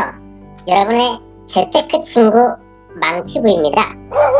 연말정산해야 부자 된다고요? 연말정산으로 부자 되려면 이 영상을 보시면 됩니다. 이 어느새 연말정산 부자 된다 7편입니다. 여태껏 여러가지 말씀을 드렸는데 아직도 1편에서 6편까지 안 보신 분들이 계신다 하면은 한번 저 영상을 클릭하셔서 이제 보시는 것도 이제 좋을 것 같습니다. 네, 1편에서는 연말정산 준비 꿀팁, 2편은 환급 꿀팁, 3편은 소득공제 꿀팁, 그리고 4편 그 부부편 꿀팁, 5편 미혼편 꿀팁, 6편은 사회초년생 꿀팁이었죠. 자, 이번 편에서는 여태까지 설명드렸던 것들을 또 망라해서 아니면은 그냥 간단하게 설명드렸던 거를 이론을 좀 체화시켜서 그 두 가지만 더 말씀을 드리겠습니다. 이 두 가지만 하면 200만원은 바로 환급을 받는 겁니다. 이거 꼭 기억해 주시고요. 자, 간단히 복습하면 이렇게 연말정산 플로우가 있는데 여기서 우리가 상수와 변수가 있다고 했습니다. 그래서 우리는 변수인 소득공제와 세율을 건드려야 한다, 그렇게 말씀을 드렸고, 그 소득공제 중에서도 신용카드 소득공제 등이 아니라 그 인적공제를 건드려야 한다고 말씀을 드렸습니다. 네, 그 인적공제에서는 이렇게 뭐 본인공제, 기본공제가 있는데 그 본인 말고 직계존속, 그러니까 부모님 그 인적공제도 같이 꼭 받으셨으면 좋겠다고 말씀을 드렸고요. 그리고 이게 과세 표준이 있죠. 이 과세 표준은 소득분에 따라 달라지죠. 그래서 지난번 사회초년생 영상에서는 그 소득이 4천만원 이하라고 가정을 할 때 나중에 인적공제 그리고 신용카드 공제 등을 이제 통해서 나중에 이제 과세 표준이 한 1600 정도로 내려가게 되는데, 그걸 또 다른 재테크 방법을 써가지고 그 1400만원 이하로 소득 구간을 과세 표준을 내려서 6%의 세율을 좀 받는 걸 추천한다고 말씀을 드렸습니다. 여기까지 지난 6편을 간단히 요약을 해드린 거였고, 자, 다시 말씀드릴 거 두 가지가 있습니다. 자, 그거 한번 보였죠? 첫 번째는 주택, 마련저축, 그 세금 공제입니다. 이 부분은 소득공제에 들어가는 부분인데 첫 조건이 있습니다.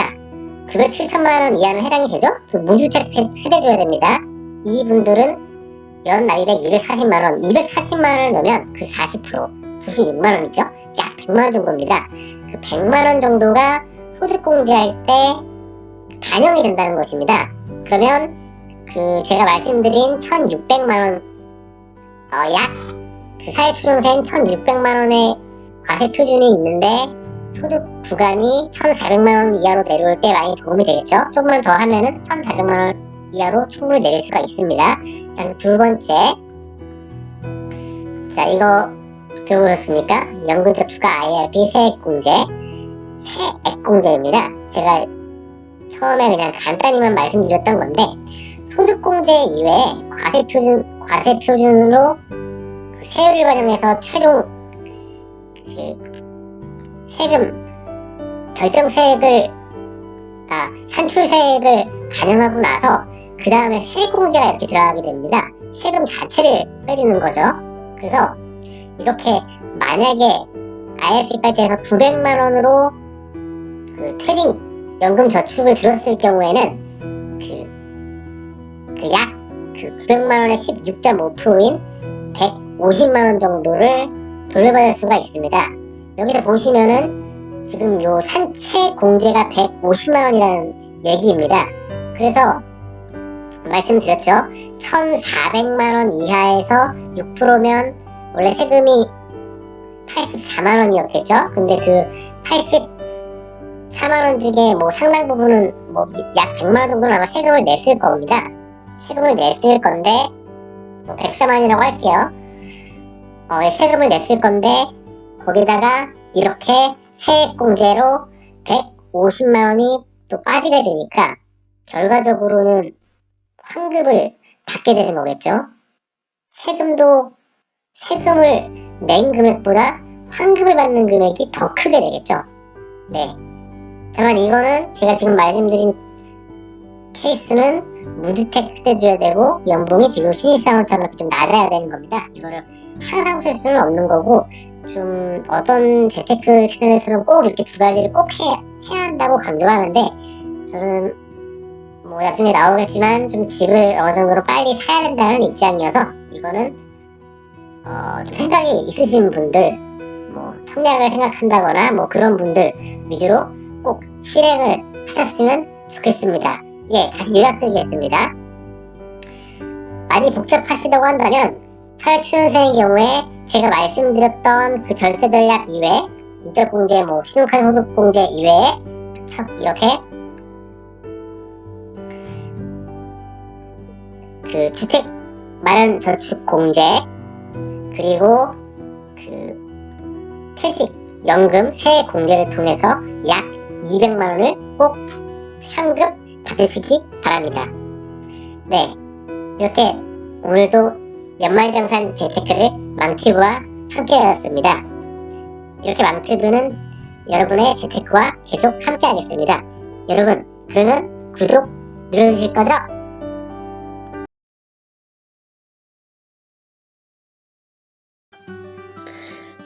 안녕하세요. 여러분의 재테크 친구 망티브입니다. 연말정산하면 부자 된다고요?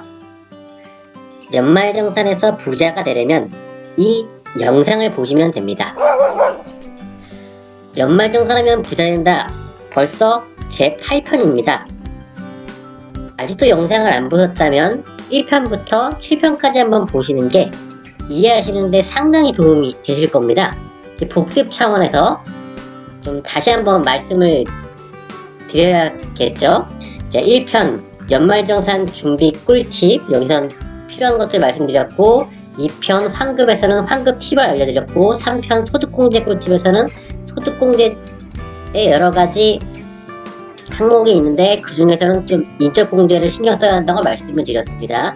그리고 4편 부부편에서는 부부 소득이 한 명 높고 한 명은 낮은 경우에는 소득이 낮은 사람의 그 지출을 소득이 높은 사람으로 몰아서 세율을 좀 낮춰야 한다고 말씀을 드렸습니다. 네, 미혼편에서는 알려드렸던 그 소득공제, 특히 그 인적공제를 많이 활용을 해서 그 세율을 좀 낮출 필요가 있다고 말씀을 드렸고, 6편 사회초년생에서는 사회초년생 연봉을 약 4천만원 이하로 잡고 그 과세표준 등등 반영을 하면은 과세표준이 이제 세율이 이제 15%가 나올 텐데, 이 외에도 좀 여러 가지 뭐 상품 또는 인적공제를 활용해서 세율을 그 밑에 구간 그 8%로 그 낮췄으면 좋겠다고 말씀을 드렸습니다. 자, 7편 두 가지만 하면 200만원 환급. 여기서는 팁을 드렸던 게 정말 아무것도 모르는 사회초년생이라면 첫 번째 주택마련 저축에 가입을 하고, 그리고 그 IRP 연금저축 그 가입을 해서 약 그러면 200만원 정도 환급을 받을 수 있다고 말씀을 드렸습니다. 그런데 꼭 그것만이 답은 아니라고도 또 말씀을 드렸습니다. 자, 이제 8편이죠. 8편은 실질적으로 저희 연말정산 기간인데 연말정산에 필요한 서류, 그리고 그것에 연말정산을 진행하는 방법을 알려드려서 3분 만에 끝내는 법을 알려드리겠습니다. 지금 회사에서도 다 연말정산 진행 중일 텐데 일도 많고 뭐 출장에 가시는 분들도 있겠고 사무실에 없는 경우도 있겠고 지금 뭐 연말정산에 신경 쓸 겨를도 없으신 분들이 많을 거라는 가정하에 망티브에서 이렇게 연말정산을 좀 먼저 해보고 필요한 그 서류들을 딱 이렇게 준비를 했습니다. 자, 일단 회사에서는 연말정산 관련 시스템이 있을 거예요. 그러면 그 시스템으로 들어가서 필요한 정보들을 기재를 하고, 그리고 아마 이제 국세청에서 발행하는 그 연말정산 자료를 첨부하라고 낼 텐데, 지금 보시다시피 일단 국세청 연말정산 간소화 서비스를 검색을 하신 다음에 그 사이트에 들어가서 로그인을 하시면 됩니다. 로그인을 하셔서 보시면은 이게 보시면은 뭐 연말정산 간소화 뭐 원활하다 그런 좀 코너가 한번 뜰 거예요. 그 배너를 일단 클릭을 해서 들어오시면 이런 화면을 보실 수가 있는데, 요 화면에서 건강보험부터 맨 마지막 강제징명서까지 다 클릭을 해서 일단 연 다음에 그럼 자신이 쓴 소비 내역들이 나옵니다.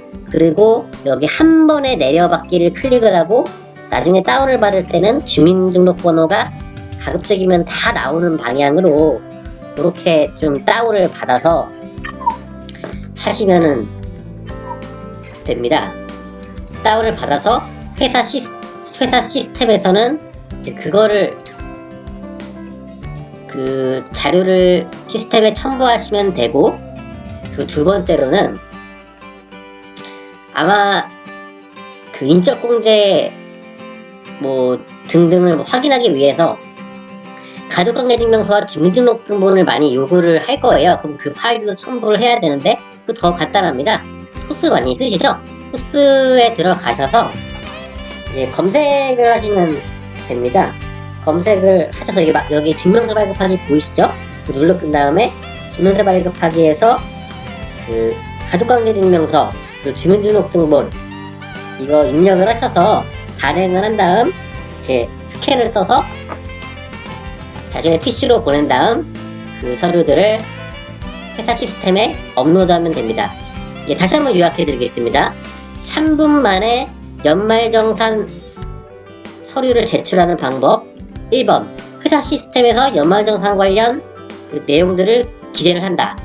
2번, 국세청 연말정산 간소화 서비스 사이트에 들어가서 그 자신의 그 연말정산 관련 파일을 다운받은 다음에 회사 시스템에 첨부한다.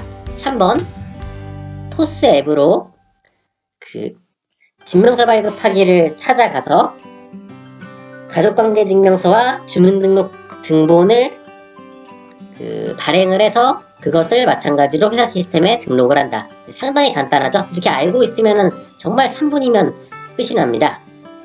오늘은 처음으로 연말정산을 하는 그 실질적인 그 방법에 대해서 3분 만에 그거를 연말정산 서류를 제출하는 방법에 대해서 말씀을 드렸는데, 지금 연말정산 진행 중일 텐데 다들 이렇게 힘내시고, 혹시라도 제가 말씀드린 것 중에 좀 이해 안 되는 부분이 있으면 반드시 1편부터 7편까지를 한번 정주행 부탁드리겠습니다. 나머지 또 연말정산 편에서는 또 좀 신박한 또는 좀 연말정산을 통해 우리가 느낄 수 있는 것들, 재테크의 자세를 또 다시 한번 말씀을 드릴 예정입니다. 네, 이렇게 재테크는 이 망튜브와 계속 함께 하겠습니다. 여러분, 이렇게 컨텐츠를 고민하고 연말정산 팁을 알려드리면 당연히 구독 눌러주실 거죠?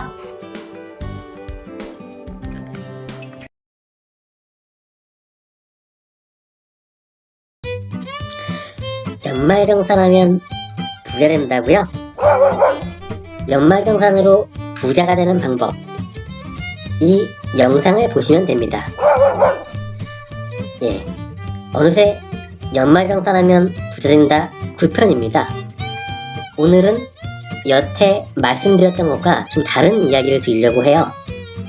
예전에 했던 1편, 2편의 연장선 또는 1편에서 8편까지 좀 외편이라고 할 수가 있는 건데, 지금 연말정산으로 환급을 받지 않는 것이 오히려 부자가 되는 길이다 라는 결론을 말씀을 드리려고 합니다. 아이러니하죠? 그동안 환급금을 많이 받는 방법을 설명을 많이 하고 갑자기 방향을 바꿔서 연말정산 때 환급 받는 것이 아니라 오히려 추가 납부를 해야 하는 것을 권장을 하는지요. 네, 그러면 좀 보시겠습니다. 네, 이렇게 보시면 연말정산 과세 표준 먼저 보겠습니다. 여기서 계속 이제 세율이 15%, 세율이 24%, 때로는 세율이 35%, 지금 이 구간을 계속 제가 말씀을 드렸어요. 왜냐면 이 구간에 많은 직장인들이 포함되기 때문이죠. 그런데 만약에 과세 표준 구간이 지금 40% 구간에 있거나 45% 구간에 있거나, 그것도 아니라면 이 38% 구간에 있거나 하면 어떤 생각을 가질까요? 아마 이 영상을 보고 계시지는 않을 거예요. 다 세무사를 다 고용하고 계시고 또는 세무상담을 많이 받고 계실 거니까요. 하지만 다른 분들의 어떤 이 부자에 대한 인식, 그 연말정산에 대한 그 관점을 심어주기 위해서 이 영상을 좀 제작하는 것입니다. 그럼 과세 표준이 38, 40, 40, 45 2%인 분들은 과연 어떤 생각을 할까? 연말정산 환급액을 보면 평균이 이제 50만원에서 한 70만원 사이를 왔다 갔다 해요. 그런데 그분들이 그 금액들에 대해서 이제 신경을 쓰고 있을까요? 전 아니라고 봅니다. 자, 이거 보시면 예전에 한 해 숫자로 보는 연말정산인데 총 급여 상위 10%의 환급액 한번 보실 때요. 지금 전체 근로자의 환급액을 보면은 1인당 토해낸 세금이 85만원인데 총급여 상위 10%의 환급액은 1인당 토해낸 세금이 315만원입니다. 그러면 지금 급여가 상위 10%로 간다면 또 일반적인 경우에는 300만원 이상을 뱉어낸다고 보시면 되고, 여기 보시면 상위 10%의 경우엔 돌려받은 자가 약 100만명, 그리고 어딨죠? 돌려받은 자 100만명에 약 돌려받은 자 60만명 정도가 나오는데, 아무래도 그 비율이 전체 근로자에 비해서는 상당히 좀 차이가 나죠. 다른 통계를 보면은 그래서 상위 10% 같은 경우에는 3분의 1 정도는 세금을 오히려 그 연말정산 때 추가 납부를 할 거예요. 그쵸? 그러니까 그분들은 얼마를 돌려받았다 이런 얘기를 안 하신다는 얘기겠죠. 자, 그러면 좀 다른 거를 말씀드리겠습니다. 제가 사회 초년생 편에서 말씀드렸던 그 정말 아무것도 모르면 이 두 가지 하라고 했었죠. 주택 마련 저축. 자, 이렇게 보시겠습니다. 총 급여 7천만원 이하인 무주택 세대주여야 되죠. 총 급여 7천만원 해당됩니까? 해당 안 되죠. 무주택 세대주 해당됩니까? 아마 급여가 2, 3억씩 되는데 집이 없지는 않을 거예요. 그러니까 그분들한테는 아예 지금 이 경우가 해당 사항이 없다는 거예요. 그쵸? 그러니까 만약에 자신이 주택 마련 저축으로 연말정산 때 이렇게 환급을 받고 있다고 한다면 두 가지 조건인 거죠. 급여 7천만원이 안 되거나 아니면 주택을 보유하고 있지 않거나요. 이 둘 중에 하나이겠죠? 그쵸? 이 주택 마련 저축으로 환급 받는다는 말이죠. 자, 두 번째 말씀드리겠습니다. 연금저축 IRP, 이거 사회초년생 경우에 아무것도 모른다면 이거를 하라고 했는데, 자, 보시겠습니다. 연 900만원 정도를 저축을 해야, 연 900만원 정도를 연금저축에 들어가야 되는데, 이건 역시 연말정산 때 환급을 세액공제를 받으려고 한다면 총 급여액이 5,500만원 이하인 경우에 16.5%인 거죠. 물론 5,500만원 넘으면은 또 13.2%를 받긴 합니다. 아무튼 총 급여가 낮을수록 5,500만 이하일수록 세액 공제율이 높아진다는 건 분명하죠. 그리고 900만원씩이라고 했을 때, 그렇죠? 두 가지 리스크가 있습니다. 900만원, 저는 5천만원이 아니라 그 연봉을 4천만원 정도로 잡았죠. 3,600이라고 가정할게요. 3,600만원 받았는데 900만원 정도를 한 상품에 든다. 소비를 제하고 나면은 결국에는 전체 저축액 약 2천만 원 안 될 거예요. 그래도 2천만 원을 가져갔을 때 그 중에 2분의 1을 연금 저축에 넣은 건데, 과연 이 연금 저축의 비대수익률을 얼만큼이라고 보십니까? 그리고 신입사원, 사회초년생 나이인 27, 25, 그 정도 나이 때 연금 저축을 받는 그 60세 이상, 65세 이상까지 생각을 하면서 이렇게 매년 연말정산 때 얼마를 더 환급받았어 라는 말을 하기 위해서 이 상품을 꼭 들어야 한다. 그것이 과연 정답일까요? 반대로 약 1,000만원을 넣어서 장이 좋을 때, 주식시장을 말하는 겁니다. 부동산 역시 마찬가지겠고요. 그 1,000만원으로 지방의 부동산 갭 투자가 가능한 시기도 있었고, 어떤 주식이나 펀드 같은 상품에 넣을 수도 있습니다. 제가 다른 1억 모을 수 없는 이유에서 그것도 말씀드렸지만, 한국 주식 중에 그 높은 부분은 수익률이 높았던 거는 30% 이상인 경우도 있었습니다. 그런데 올해도 16.5%, 내년에도 16.5%, 이 고정적인 수익 16.5%만을 확정하고 가야 한다. 그거를 몇십 년 동안에, 그쵸? 여러분 이렇게 생각을 다시 한번 해보셔야 됩니다. 사회초년생이고 내가 정말 아무것도 모른다고 가정을 할 때에는 첫 번째, 주택 취약저축, 그리고 이런 연금저축, 퇴직연금, 예를 들어서 소득공제 또는 세액공제로 약 200만원 정도를 연말정산으로 환급을 받을 수가 있습니다. 하지만 연봉이 7천만원이 넘어가게 된다면 이 부분들은 다 해당 사항이 없는 거예요. 결국에는 다른 부분을 찾아나서야 되는 거고, 그리고 주택취약저축 같은 경우에는 연봉뿐만 아니라 집을 가지게 되는 순간 무주택 세대주가 아니라 주택을 가진 세대주가 되는 순간에 그 자격을 상실하게 되는 겁니다. 그러니까 기간이 정해져 있다는 말씀이에요.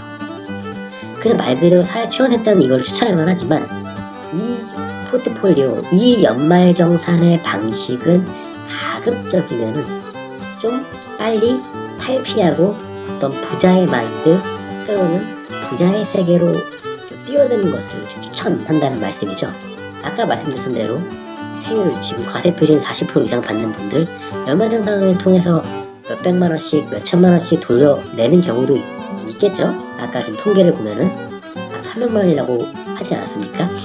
그런데 그분들이 받는 소득에 비하면 이 연말정산 300만원 정도, 평균 300만원 정도 뱉는다고 해서 그 돈이 엄청 아까워서 항의라고 할까요? 아닙니다. 그러니까 연말정산까지 신경을 써서 어느 일정액의 환급을 받을 수는 있는데, 주객이 전도가 되어서 우리는 부자가 되는 마인드와 부자가 되는 방법으로 재테크를 해야지, 연말정산을 해야 되기 때문에 우리가 특정 상품을 들어야 되고 이 포트폴리오를 가지고 나가야 한다는 건 아니라는 말이죠. 좀 어려운 개념이죠. 이 계속 제가 말씀드렸던 바가 연말정산하면 부자 된다는 것이 연말정산을 통해서 부자의 자세를 가지고 연말정산을 통해서 부자가 된다라는 거지, 연말정산을 통해서 이번에는 얼마를 돌려받고 내년에는 그거보다 더 많이 돌려받고, 이것을 말씀드리고자 하는 바가 아닙니다. 제가 부자가 되는 마인드 세팅에 대해서는 아마 1편에서 말씀을 드렸을 겁니다. 네.